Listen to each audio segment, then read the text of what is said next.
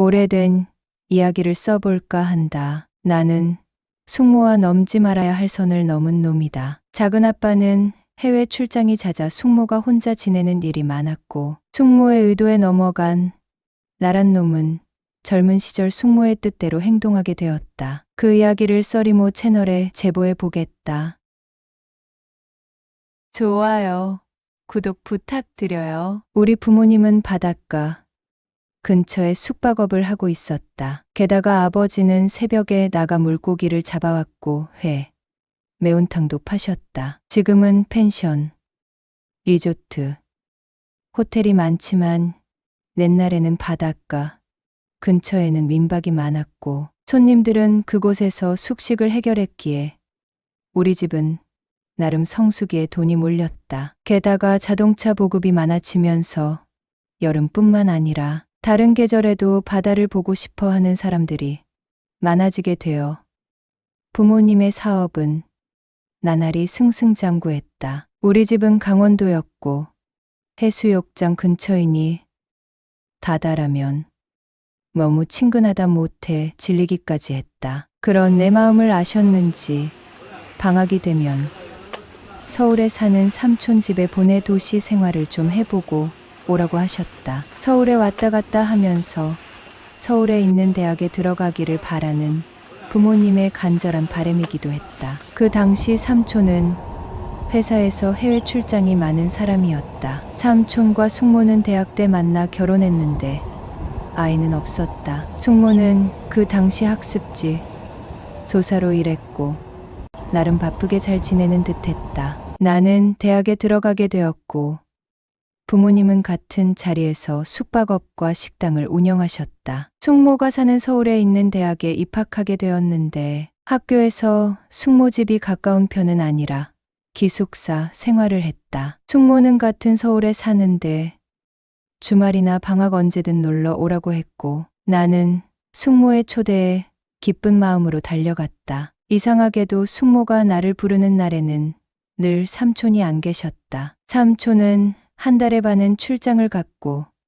최고 긴 날은 100일간 출장지에 계신 적도 있었다. 그러니 숙모는 혼자 지내느라 많이 외로운 듯했다. 숙모가 결혼 전에 우리 집에 놀러 온 적이 있었는데 그때도 나에게 참 친절했었다. 나는 강원도 사투리를 쓰는데 숙모는 표준어로 열심히 공부해서 꼭 큰 도시에서 살라고 했고 나는 말투가 거친 엄마와 분위기가 다른 숙모의 세련된 말투에 매료되었다. 숙모같이 세련되고 스마트한 여자를 만나기 위해서는 무조건 서울에서 대학 생활을 해야겠다는 목표를 세우고 입시 준비를 했다. 대학생이 되니 좋은 점이 한 가지 있었다. 방학이 길다는 점이었다. 특히 여름 방학 때는 집에 내려가서 부모님을 도왔다. 나는 좀 순진한 구석이 있었나 보다. 눈치는 더 없고 말이다. 바닷가에 오는 남녀 커플을 보면 가족 같은데 가족이 아닌 경우도 왕왕 있다는 것을 말이다. 하긴 받아보려고 놀러 오는 사람들에게 주민등록등본을 내놓으라고 할 수는 없지 않은가? 이 세상에 불륜이 많다고 들어는 봤는데 방학 때 부모님 민박집에서 일하다 보니 뭔가 냄새나는 커플이 꽤 많이 보였다. 그런 사람들은 내 입장에서는 도저히 이해가 되지 않았다. 분명 가족에게 핑계를 대고 왔겠지? 바닷가 근처에서 놀다가 아는 사람을 만나면 어쩌려고 무리를 해서 이렇게 여행을 온 것일까? 예전부터 경기가 아무리 어려워도 숙박업소는 잘 된다는 말이 있었는데 그 말이 딱 맞나 보다. 그런데 나도 숙모와 그런 관계가 될 줄이야. 숙모는 대학생이 된 나에게 편하게 연락하기 시작했다. 나도 숙모가 편했고 자주 볼수록 친누나가 있다면 이런 관계겠구나 하는 생각도 들었다. 여름방학 때 집에 내려와 있었는데 바쁜 부모님을 돕고 집에서 더 지낼까 하는 생각을 하고 있던 어느 날 숙모에게 전화가 왔다. 자기 집에 와 달라는 것이었다. 무슨 일이냐고 했더니 서울에 큰 쇼핑 상가가 생겼는데 마와 같이 가보고 싶다는 것이었다. 순진한 나는 성수기도 끝났고 부모님도 이제 서울 생활이 더 편하지 않냐며 바로 올라가라고 하셨다. 나는 고속버스를 타고 서울에 도착했고 곧바로 삼촌 집으로 갔다. 숙모는 동대문에 큰 옷가게가 생겼는데 같이 가자고 하며 나를 앞세웠다. 서울의 지하철은 나에겐 무척 익숙하다. 숙모와 동대문역에 내려서 쇼핑 상가를 둘러보며 옷도 사고 유명하다는 포장마차에서 음식을 사 먹기도 했다. 외숙모는 상기된 표정으로 집에 가서 자고 가라고 했다. 숙모 집에는 방이 3개였고 나는 작은 방에서 자면 된다고 생각하고 숙모 집에 들어갔다. 숙모는 상기된 표정으로 새로 산 옷을 입어보고 빙그르 돌면서 예쁘냐고 물어봤다. 그런 숙모의 모습이 너무 귀여워서 숙모는 아직 아가씨 같아요. 몸매도 훌륭하고요 하고 대꾸했더니 다리가 아파서 좀 풀고 자야겠다고 하는 것이었다. 그 큰 쇼핑몰을 돌아다녔으니 얼마나 피곤할까.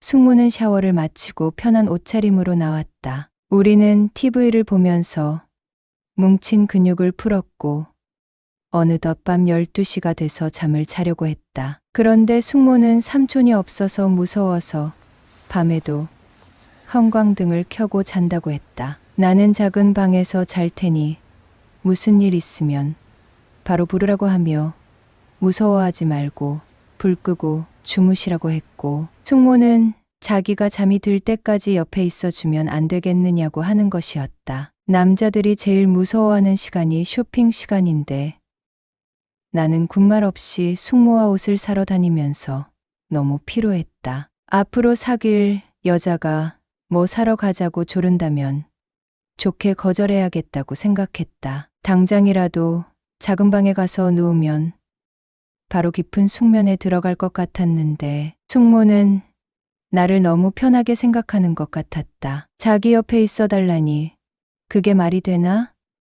아무리 조카라지만 나도 성인이 되었는데 말이다. 숙모는 침대에 누워 인견이불을 덮었고 열이 많은 체질인 나는 반바지에 반팔티 차림으로 침대 끝에 누워 있었다. 숙모는 내가 옆에 있어서 무섭지 않다고 하며 눈을 감더니 잠이 든 것 같았다. 발 밑에 선풍기를 틀어놔서 시원한 바람이 불어오고 숙모도 잠이 들었으니 나는 발뒤꿈치를 들고 살금살금 방문 앞에 걸어가 스위치를 내렸다. 숙모는 그때 무서워. 아직 가지 마라고 했다. 숙모는 불 끄는 소리에 잠을 깬 것이다. 나는 내가 옆에 있을게요. 무서워하지 말고 주무세요라고 했다. 숙모는 내 옆에서 편히 자라고 했고 나는 그건 어려울 것 같아요. 숙모처럼 예쁜 사람이 옆에 누워 있는데 어떻게 편하게 자요? 라고 투덜거렸다. 아, 정말 너무 피곤한데 방에도 못 가게 하니 정말 곤란했다. 숙모는 그럼 우리 비밀 하나 만들까? 하고 속삭였고 우리는 하나가 되었다. 나는 그날 처음이었다. 정말 창피하지만 짧은 시간에 마무리되었다. 숙모는 너희 삼촌은 매일 야근에 해외 출장에 숙모를 안아준 적이 없어. 연애할 때는 그렇게 적극적이더니 말야 하며 볼멘 소리를 했다. 숙모는 그날 이후로 개강 때까지 같이 지내자고 했다. 마침 개강이 일주일 남아 있어서 서울에 사는 친구들과 만나서 놀고 가능하다면 친구네 집에서 잘 계획이었다. 숙모와 그런 일이 있고 나니 친구를 만나도 얼른 숙모 집에 가봐야겠다는 생각이 들 뿐이었다. 숙모와 매일 일을 치르고 늦은 오후에 친구들과 놀고 집에 오면 숙모도 강문 수업을 마치고 집에 들어왔다. 하루에도 메뚜기처럼 10집이 넘게 수업을 하고 오니 정신이 없다는 숙모를 앉혀놓고 어깨를 주물러 줬다. 역시 남자애라 손에 힘이 좋다고 좋아했고 우리는 늦은 저녁을 차려 먹고 안방에서 함께 지냈다. 개강을 하고 삼촌은 출장지에서 귀국했다. 주말에 시간 되면 밥 사줄 테니 놀러 오라는 삼촌의 전화를 받고 무척 뜨끔했다. 여러분은 써리모의 영상을 재미있게 듣고 계십니다. 하지만 숙모와 나는 뻔뻔하게 연기도 잘했다. 조카와 숙모 그 이상 이하도 아니었다. 숙모는 내게 살짝 귀띔을 해줬는데 이번 주에 배란일이라며 삼촌도 안다고 했다. 그러니 이번 주는 좀 조심하고 다음 주에 만나자고 했다. 남편의 아이를 가져야 한다는 최소한의 상식은 있는 듯하여 조금 안심이 되긴 했다. 우리는 삼촌의 눈을 피해 만남을 가졌다. 나는 숙모의 호출을 기다렸고 잠깐의 틈을 타서 즐거운 시간을 보냈다. 숙모는 몇 주 후에 임신 소식을 알렸고 나는 진심으로 축하해 주었다. 삼촌은 어김없이 해외 출장을 갔다. 그래도 회사의 말에서 출산 때는 출장을 안 가도록 부탁을 했다고 한다. 숙모는 임신 중기가 되니 몸이 편해졌다면서 다시 만나보자고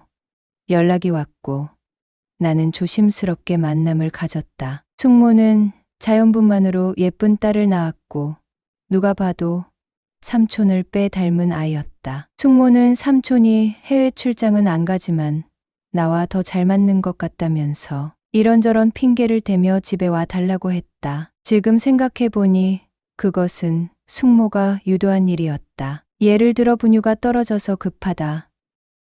지금 삼촌이 오기 전까지 시간이 좀 있는데 내가 더 빨리 사올 수 있을 것 같다는 식으로 말이다. 하지만 숙모의 귀여운 거짓말은 금세 탄로나고 말았다. 왜냐하면 싱크대에서 뭘 찾다가 분유를 발견했기 때문이다. 사촌 동생이 잠이 들면 내 손을 붙잡고 작은 방으로 가던 숙모 생각해봐도 너무 귀엽다. 지금은 숙모와 밖에서 만나고 있다. 사촌 동생은 이제 대학생이 되었고 나도 아이 아빠가 되었다. 숙모와의 만남 횟수는 현저하게 줄어들었지만 우리는 서로 잘 맞기 때문에 헤어나올 수 없다. 그 만남이 1년에 한 번이라도 말이다. 숙모와 만나고 온 날은 피로감보다 오히려 에너지가 충전된다는 느낌이 드니 우리는 정말 잘 맞는 것 같다. 숙모는 이제 50대라 임신 걱정이 없으니